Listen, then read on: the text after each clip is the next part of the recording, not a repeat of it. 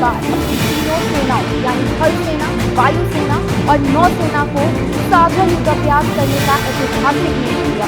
इस महायुद्धाभ्यास का नाम त्रिशूल रखा गया और ये पाकिस्तान सीमा से सटे राजस्थान और गुजरात सेक्टर में 30 अक्टूबर से 10 नवंबर तक आयोजित किया जाएगा।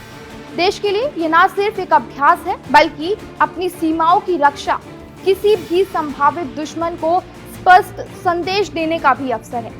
इसके लिए भारतीय वायुसेना ने नोटम यानी नोटिस टू एयरमैन जारी किया है ताकि युद्धाभ्यास के दौरान एयर स्पेस में कोई भी उल्लंघन ना हो।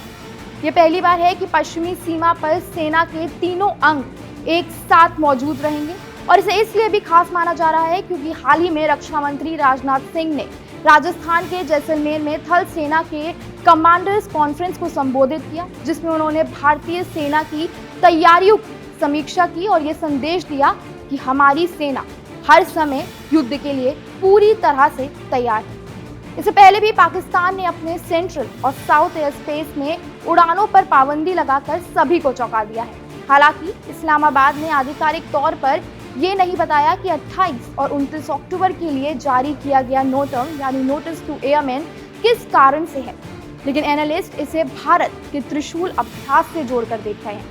कई विशेषज्ञों का मानना है कि पाकिस्तान का ये कदम उनकी सुरक्षा चिंता और भारत की बढ़ती सैन्य तैयारी से उपजे डर का नतीजा है। इसी कड़ी में थल सेना की दक्षिण और पश्चिमी कमान ने शुक्रवार को पाकिस्तान सीमा से सटे क्षेत्रों में थार शक्ति एक्सरसाइज आयोजित की। इस अभ्यास में भारतीय सेना ने अपनी भैरव बटालियन और ड्रोन प्लाटून का प्रदर्शन किया। भैरव बटालियन को विशेष रूप से इस तरह तैयार किया गया है कि सेना की इन्फेंट्री और पैरा स्पेशल फोर्सेस के बीच की दूरी मिटा सके और सीमाओं पर तेज निर्णायक कार्रवाई कर सके। पहली 5 भैरव बटालियन को ट्रेन कर चीन पाकिस्तान सीमा सहित जम्मू कश्मीर और उत्तर पूर्व में तैनात किया जा चुका है। थार शक्ति अभ्यास में अश्नय ड्रोन प्लाटून को भी सामने पेश किया गया। अश्नय का नाम पौराणिक हथियार देवराज इंद्र के नाम से रखा गया है और इसे वज्र के नाम से भी जाना जाता है। इस प्लाटून में 20 सैनिक हैं जिन्हें FPV, सर्विलांस ड्रोन और स्वॉर्म ड्रोन और लोटरिंग मिशन जैसी आधुनिक तकनीकियों में प्रशिक्षित किया गया है। FPV यानी फर्स्ट पर्सन व्यू ड्रोन रूस यूक्रेन युद्ध के दौरान काफी चर्चित रहे थे। ये ड्रोन न सिर्फ निगरानी कर सकते हैं बल्कि हैंड ग्रेनेड और छोटे विस्फोटक लेकर दुश्मन पर हमला भी कर सकते हैं। स्वॉर्म ड्रोन का मतलब है कि कई छोटे ड्रोन एक साथ हमला करें जिससे दुश्मन की टैंक, कॉलम गाड़ियां या सैनिक पर बड़ा नुकसान हो। लोटरिंग मिशन में ड्रोन को कई हाई एक्सप्लोजिव बम में लेस किया जाता है जो अपने लक्ष्य पर जाकर नष्ट हो जाता है और दुश्मन को भारी क्षति पहुंचाता है। ऑपरेशन सिंदूर के दौरान पाकिस्तान ने सियाचिन से लेकर लेह लद्दाख, पंजाब, राजस्थान और गुजरात तक ड्रोन हमले किए थे। भारतीय सेना ने इन हमलों को पूरी तरह विफल कर दिया, लेकिन इसके बाद इन्फेंट्री बटालियन में एक ड्रोन प्लाटून खड़ा करने का फैसला लिया गया। अब त्रिशूल एक्सरसाइज से तीनों सेनाएं मिलकर पश्चिमी सीमा पर एकत्रित युद्धाभ्यास करेंगी। एयर स्पेस को 10,000 फीट से 28,000 फीट तक बंद किया गया ताकि सिविल फ्लाइट सुरक्षित रहे और किसी तरह का उल्लंघन ना हो। त्रिशूल एक्सरसाइज में राजस्थान और गुजरात की सीमा पर आक्रामक युद्धाभ्यास होगा। इससे इंटेलिजेंस, सर्विलांस और इलेक्ट्रॉनिक वॉरफेयर और साइबर क्षमताओं का प्रदर्शन भी शामिल है।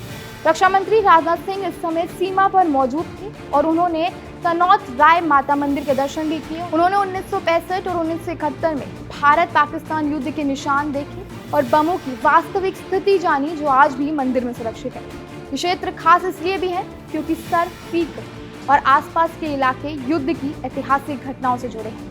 इन अभ्यास में भारतीय सेना की इन्फेंट्री ब्रिगेड्स, नौसेना की वॉरशिप और एयरफोर्स राइफल मिराज 2000 और सुखाई 30 विमान एकत्रित रूप से प्रदर्शन करेंगे। इसमें रैपिड डिप्लोमेट, कोस्टल सिक्योरिटी और मल्टी डोमेन थ्रेट्स भी कवर किए जाएंगे। अभ्यास के दौरान युद्ध की रणनीतिक प्रतिक्रिया और आधुनिक तकनीकियों के साथ संचालन की तैयारी पर जोर दिया जाएगा। त्रिशूल एक्सरसाइज का सबसे बड़ा मकसद भारत की पश्चिमी सीमा पर ताकत का प्रदर्शन करना है। पाकिस्तान के लिए स्पष्ट संदेश है कि भारत अपनी सीमाओं की रक्षा के लिए पूरी तरह से तैयार है। इस युद्ध अभ्यास में भाग लेने वाले सैनिक आधुनिक हथियारों, ड्रोन तकनीक और एकत्रित संचालन में प्रशिक्षित हैं। इसका उद्देश्य न केवल आक्रामक क्षमता दिखाना है बल्कि भारतीय सेना की तत्परता और देशभक्ति को भी प्रदर्शित करना है। नौसेना की वॉरशिप अरब सागर में तैनात रहेगी, जबकि एयरफोर्स के विमान हवाई सुरक्षा और आक्रामक रणनीतियों का अभ्यास लेंगे। थल सेना की इन्फेंट्री ब्रिगेड सीमावर्ती इलाकों में जमीन से संचालन करेगी। इस प्रकार त्रिशूल एक्सरसाइज पूरी तरह से तीनों सेनाओं के सामान्य और संयुक्त कार्य क्षमता की परीक्षा है। ऑपरेशन सिंदूर और इसके बाद ये साझा युद्ध अभ्यास भारतीय सेनाओं की आधुनिक युद्ध क्षमता, रणनीति और आत्मनिर्भरता को दर्शाता है।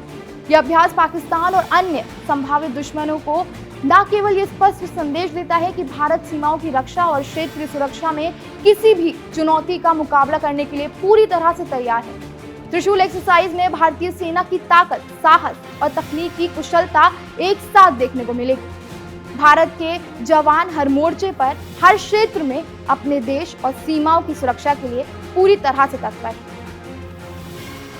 तो इस वीडियो में इतना ही, लेकिन आप जुड़िए हमारे साथ कड़क कैंपेन सांस लूं या जी लूं का हिस्सा बने।